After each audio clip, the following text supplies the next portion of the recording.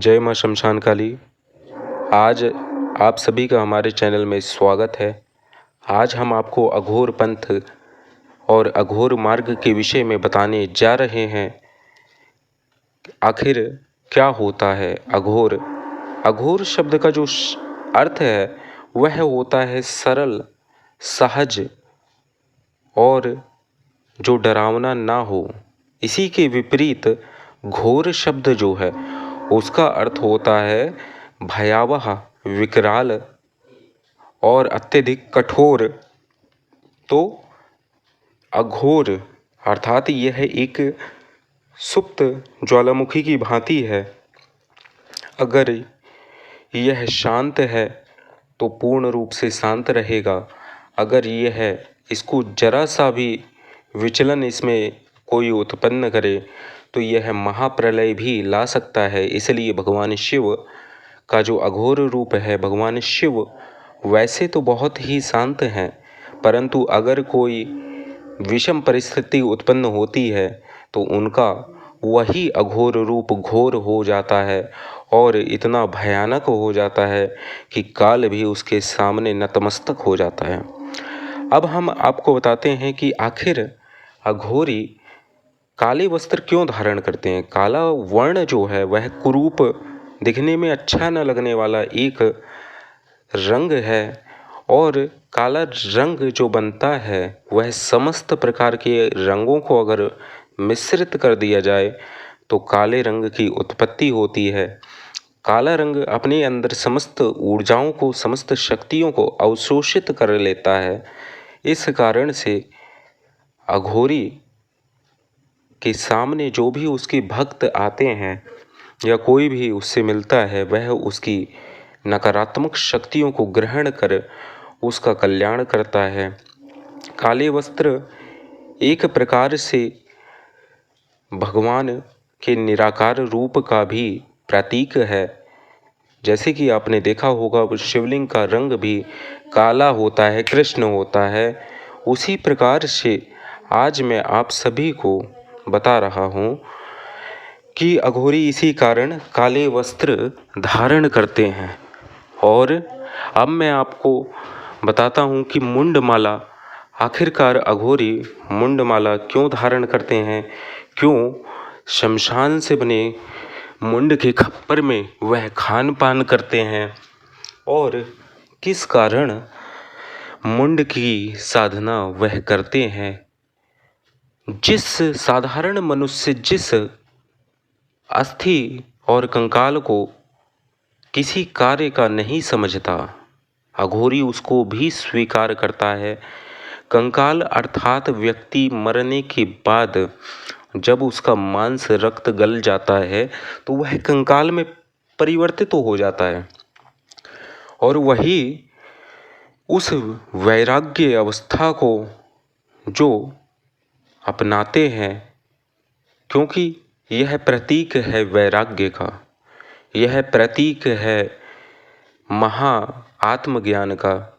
तो अघोरी इसी कारण से नरमुंड की माला धारण करते हैं और नरमुंड में सहस्त्रार चक्र चोटी के स्थान पर जो स्थान है वहाँ महाशिव का वास होता है।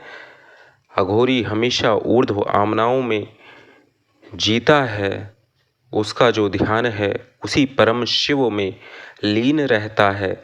इस कारण से मुंड को प्रतीक रूप में अघोरी अपने गले में मुंड मालाओं को धारण करते हैं, खप्पर में खान पान करते हैं, जिसके कारण शिव के तत्व को वह ग्रहण कर सकें। और खप्पर और कपाल मुंड के विषय में अगर अत्यधिक मैं यहाँ बताने लग जाऊँ तो बहुत समय हो जाएगा, इसलिए सूक्ष्म विवरण अभी प्रकाशित किया है। भगवान शिव अघोर रूप है, उनका 5 मुखी जो रूप है वह है, उसमें से एक मुख उनका अघोर है जो कि दक्षिण की तरफ स्थित है। और भगवान शिव के 5 मुखों के रहस्य को जो व्यक्ति जानता है वही तांत्रिक है। अघोर ऐसा नहीं है कि ये तंत्र मंत्र के द्वारा किसी का विनाश करते हैं, अपितु अघोरी जो होते हैं वह मानव कल्याण और विश्व कल्याण की भावना ही रखते हैं और मानव कल्याण और विश्व कल्याण करना ही उनका मुख्य उद्देश्य होता है।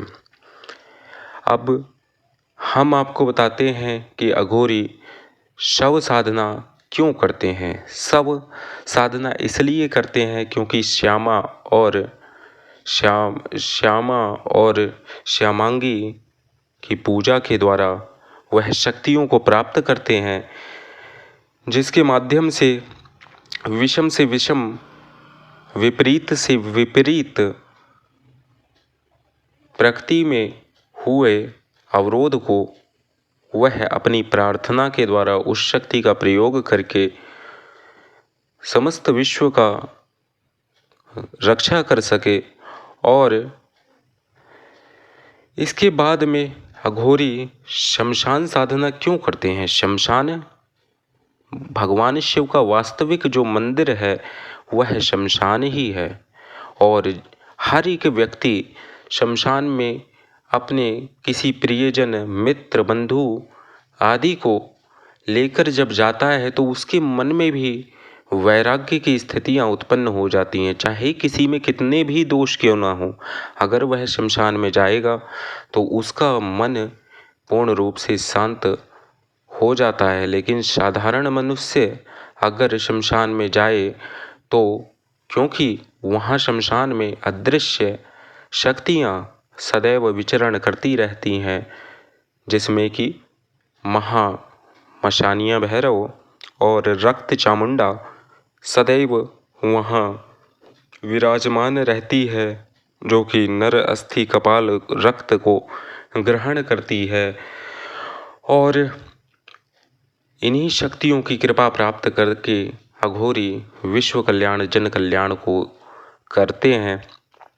अघोर में कई साधक ऐसे हैं जो तंत्र मंत्र के चक्कर में आकर मदारी की विद्याएं सीख लेते हैं और इधर उधर मदारी के खेल करने लग जाते हैं, जबकि अघोरियों का मुख्य उद्देश्य है भगवान शिव की कृपा की प्राप्ति। यह एक कठोर और कठिन मार्ग है जिसमें साधना और गुरु कृपा की अत्यंत आवश्यकता होती है। गुरु के प्रति समर्पण की भावना रखना यह नितांत आवश्यक होता है। इसमें जो साधक विचलित हो जाता है वह मदारी के रूप में ही कार्य कर सकता है।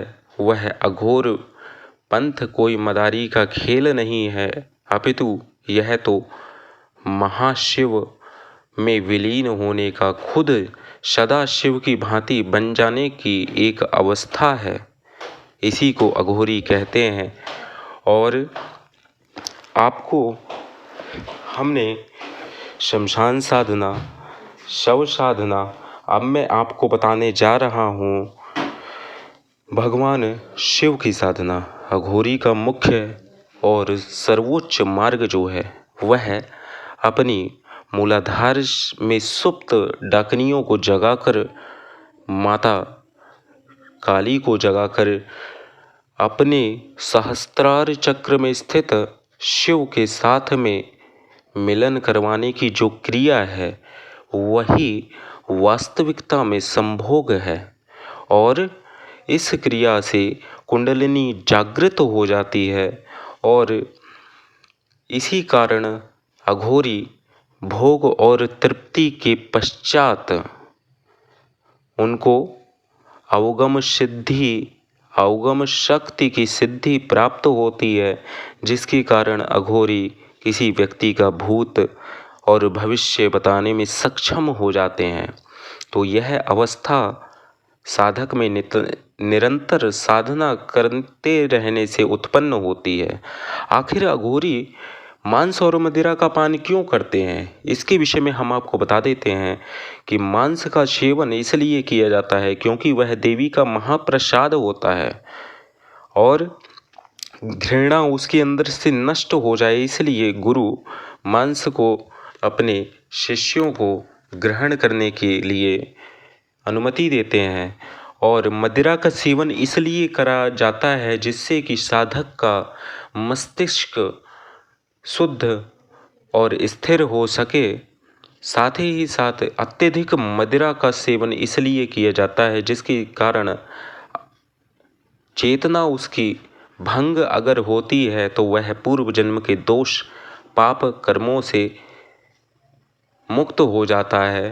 पूर्ण रूप से अगर मदिरा पान करेगा तो वह अवचेतन मन की जागृति हो जाती है, जिसके कारण साधक के जीवन में जो भूतकाल में घटनाएं घट चुकी हैं उनको वह धीरे धीरे भूलता जाता है और शिवत्व की ओर बढ़ता चला जाता है। आखिर साधारण व्यक्ति और साधक में यही अंतर है कि साधारण व्यक्ति मोह, घर, लोभ आदि रिश्ते नातों के चक्कर में इधर उधर घूमता रहता है और अघोरी या साधक इनसे मुक्त हो जाता है।